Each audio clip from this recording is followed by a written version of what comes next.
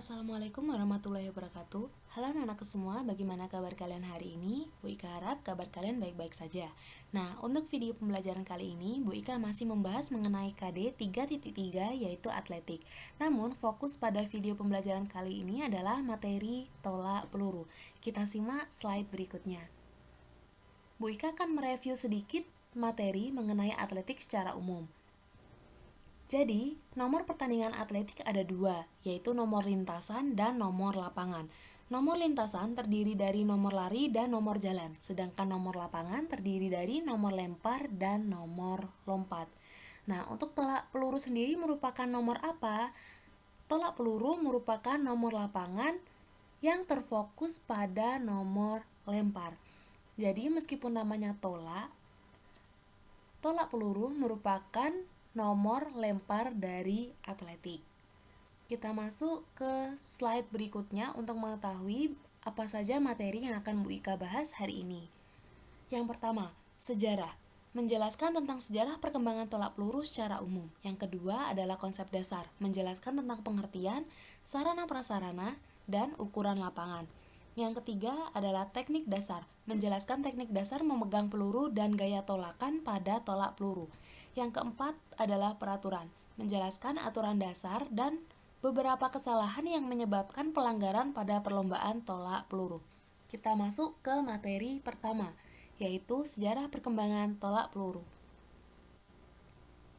Olahraga tolak peluru sudah ada sejak zaman Celtic kuno. Dalam cerita rakyat Skotlandia, kepala suku menggunakan tradisi meletakkan batu untuk mengetahui orang terkuat di sukunya dan mengirimnya ke medan pertempuran. Penggunaan bola besi sebagai peluru pertama kali digunakan oleh kelompok olahraga militer Inggris. Saat itu, bola besi yang dipakai berupa bola meriam. Sejak saat itu, bola besi digunakan sebagai peluru dalam olahraga tolak peluru.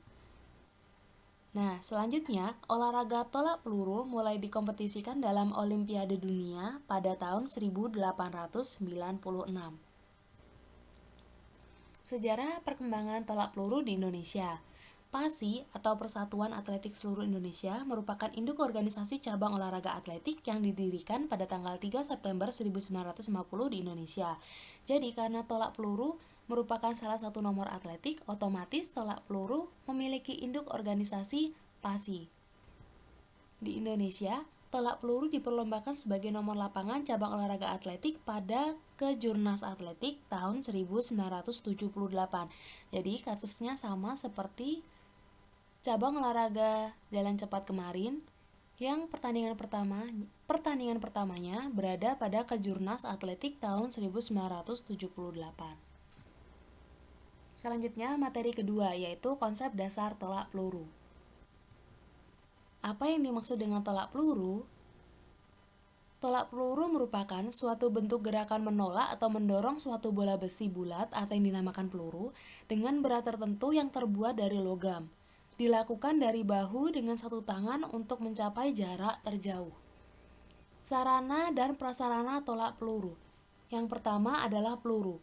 Setiap peluru yang digunakan oleh atlet berukuran berbeda-beda sesuai dengan nomor pertandingan yang diikutinya.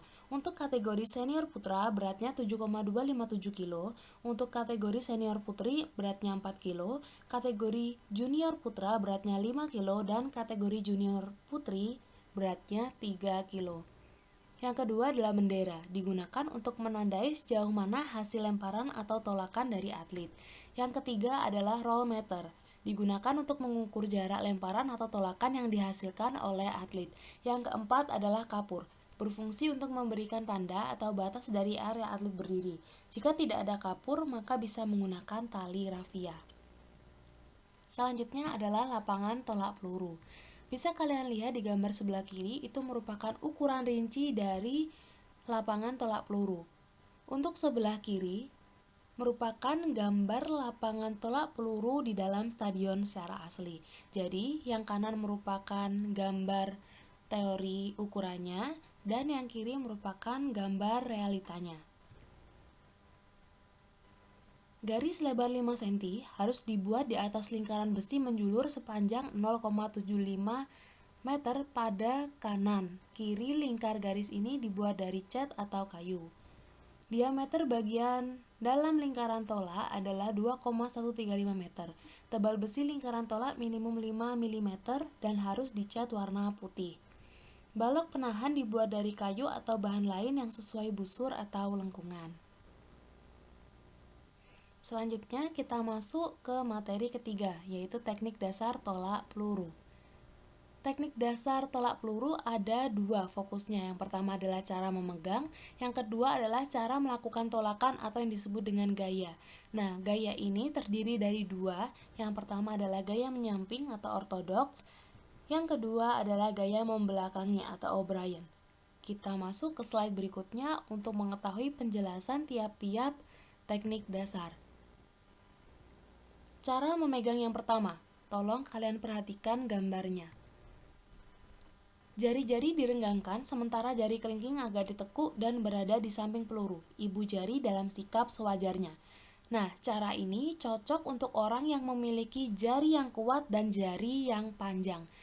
Jadi, ketika karakteristik jari kalian panjang, maka cara memegang yang pertama ini cocok untuk kalian.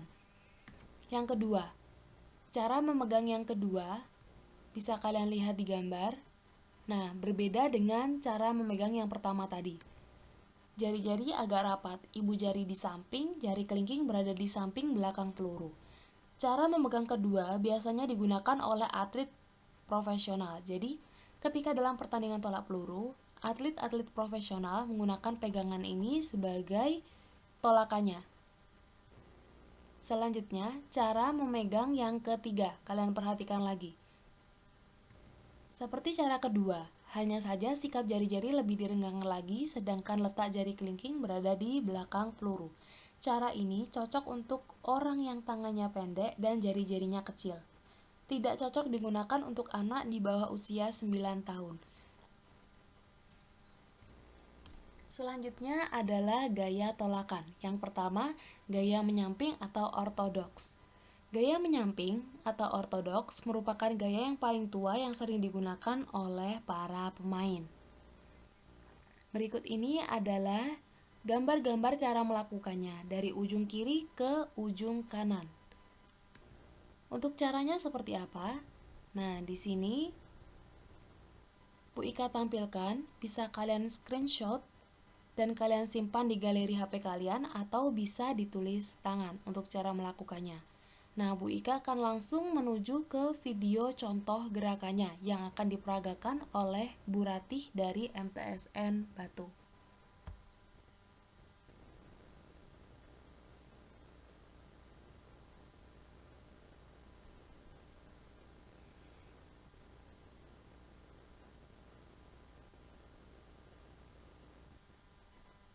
Nah, itu tadi merupakan gaya menyamping atau gaya ortodoks dari tolak peluru yang diperagakan oleh Bu Ratih. Selanjutnya, kita masuk ke gaya kedua, yaitu gaya membelakangi atau O'Brien. Gaya membelakangi atau O'Brien merupakan gaya yang dilakukan dengan sikap membelakangi arah lemparan atau tolakan. Gaya ini pertama kali diperkenalkan oleh Perry O'Brien. Nah, ini merupakan gambar-gambar cara melakukan teknik gaya membelakangi. Dimulai dari gambar ke kiri hingga gambar ke kanan. Bagaimana keterangan cara melakukannya? Nah, ini bisa kalian screenshot dulu, lalu kalian simpan di galeri atau bisa kalian tulis tangan. Kita langsung ke video contohnya yang akan diperagakan ketika Olimpiade tingkat ASEAN.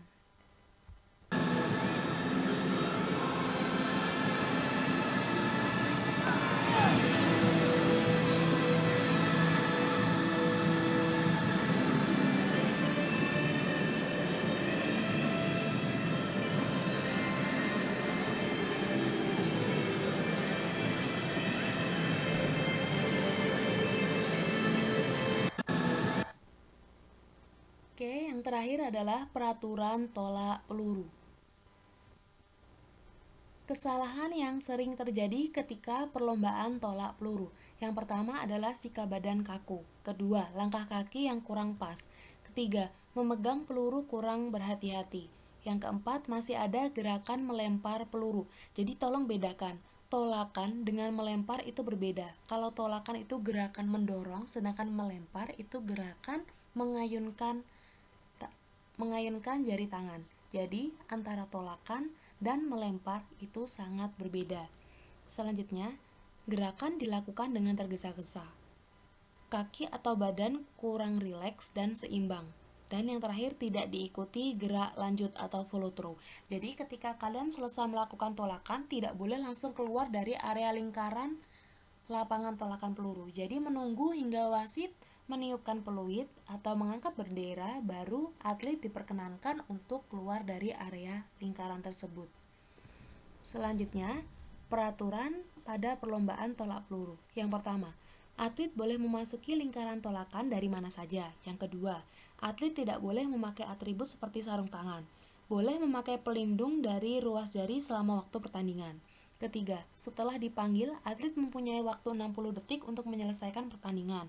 Keempat, setelah dipanggil, atlet mempunyai waktu 60 detik dan atlet harus menahan peluru dengan lehernya saat melakukan gerakan tolakannya. Yang kelima, peluru yang dilemparkan hanya boleh menggunakan satu tangan dan posisinya harus lebih tinggi dari bahu. Keenam, atlet melakukan dalam lingkaran saja dan tidak boleh sampai keluar. Peluru wajib mendarat pada sektor area yang sudah disediakan. 7. Atlet meninggalkan lingkaran sesudah melakukan lemparan hanya dengan sisi lingkaran bagian belakang. Sekian materi tolak peluru hari ini. Terima kasih atas perhatiannya. Wassalamualaikum warahmatullahi wabarakatuh. Jangan lupa untuk klik like, share, dan juga subscribe channel ini untuk kemajuan channel kita bersama.